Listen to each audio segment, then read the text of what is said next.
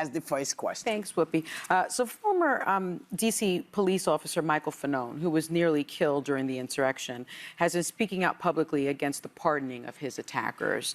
Officer Fanone publicly endorsed you in 2022, but this is what he said last week. We have a clip. It's not the fact that he's the president that pisses me off.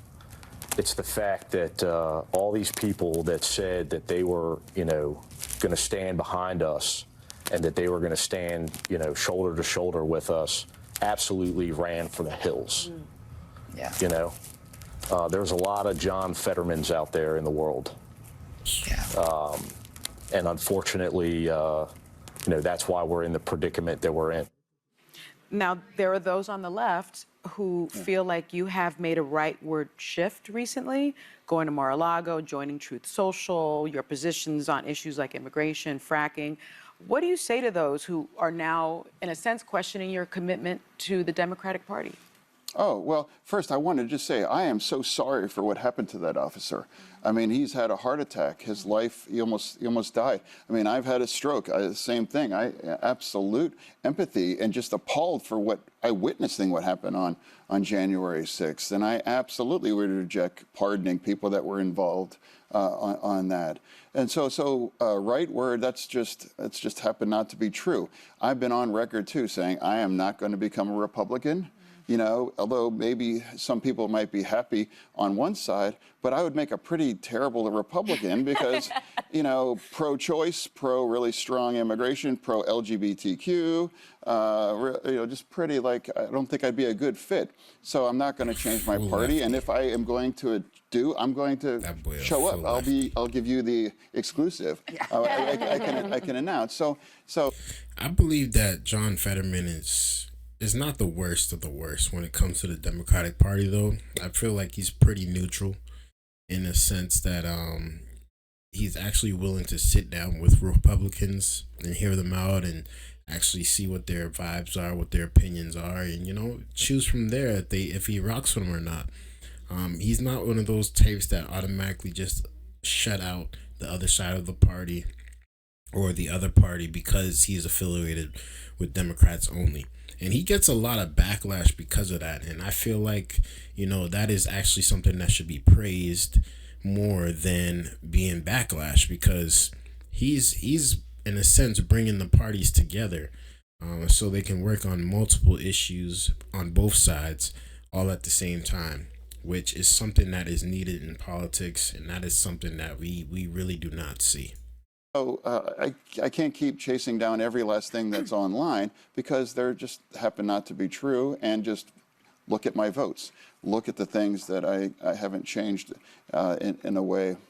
Well, talking about your votes, you joined all of your fellow Democrats and 3 Republicans in voting against Pete Hegseth as Defense Secretary. Mm-hmm. But you were a yes on Kristi Noem, on Marco Rubio, and you've indicated you'll vote in favor of other Trump picks like Elise Stefanik for UN ambassador. You've also taken meetings with some of the most controversial appointees. Really, all of them. The controversial ones are the non-ones. Yeah. So the controversial ones are Tulsi Gabbard and RFK Jr. Republican. Their hearings are set for later this week. Do you know how you're going to vote yet? Well, again, it's like we just like all of you are going to watch the hearings and see how things go. And I was committed to having an open dialogue with anyone, and I've played it straight. And that's the same kind of rules that I play, and that's what I extend to them. And I found that to be illuminating, and I was able to develop a more full, informed choice. And that's what I've been doing there. Some were real easy, like Rubio. I mean, he's incredibly qualified, and there's other ones that are going to be controversial, and you're going to see some really controversial ones coming up this week. But now I can't say I refuse to even spend some time to just hear them directly from them, just the way I'm doing right now, having a conversation. Thank you. So that's what I've decided, and I haven't regretted it. I appreciate that. I can appreciate that, John Fetterman. At least you are not a one-sided, one shoe fits all. And that's it. That's the bottom line, because Stone Cold says so. No, you're willing to meet with the other side. unlike these View ladies don't want nothing to do with any Republicans. It seems like they have no respect for any Republican. It doesn't matter how good of a job. It doesn't matter if the person is Marco Rubio from the same neighborhood. Shoot, it don't matter if the person is their brother or sister. They don't want any type of Republican in the House, in the Senate, or in the White House. And I can't understand why. Honestly, I really don't understand why. I really do wish I could understand these women's mindsets, but it's like the more that you hear them speak, the worse and worse, the more far away they push themselves, because it is not common sense anymore the way they think. It's not common sense. It's not, there's no true discussion of how can this work for both sides, or how can we fix this issue without harming this side or this issue. It's not like that. It's one way or the highway. And I could appreciate, like I said, John Fetterman, and the backlash. He's been getting a lot of backlash just because off the simple fact that he's meeting with Republicans, and I feel like that is not a fair thing to do. Like, why give backlash on someone that is willing to meet with the other side, even though they disagree? They may agree on some things. Doesn't make sense. All right. Well, thanks to Senator.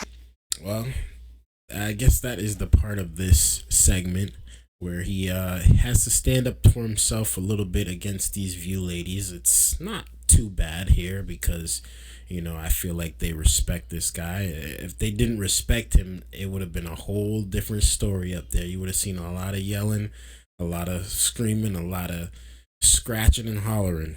I swear, the View, they're different when they get wild. But let me know your thoughts about this down in the comments below. I'd really like to know your thoughts. How do you guys feel about John Fetterman? Is he an actual good politician? I know he's been around for a little time now and he's completely Democrat, but how do you guys actually feel about him as a person, as a politician? Is he really something that is good for the community, something that is good for your community that you're in? Or is he just another far left leaning lunatic that is trying to pretty much end the world very fastly? Let me know your thoughts about that down in the comments below. I'd really like to know your thoughts. Thank you guys for tuning in. I really do appreciate y'all viewership. Smash that like button if y'all are rocking with this video, and until next time, man, hit that subscribe button if y'all are new. It's your boy Dgotsauce. Peace.